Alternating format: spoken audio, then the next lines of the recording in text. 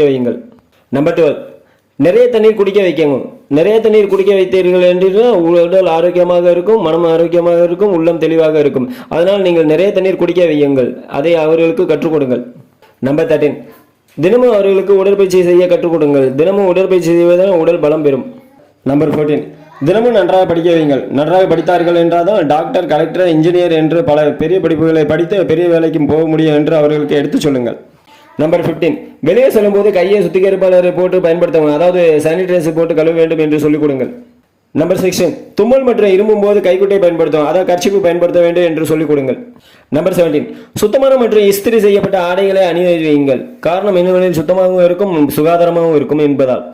Number 18, எப்போது குப்பையை குப்பை தொட்டியில் தான் போட வேண்டும், மற்ற இடங்களில் போடக்கூடாது என்பதை அவர்களுக்கு கற்றுக் கொடுங்கள்.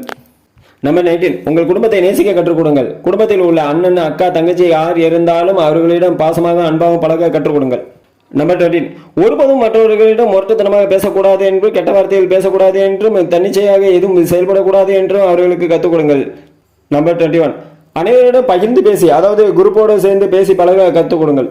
நம்பர் 22, உங்கள் அறையை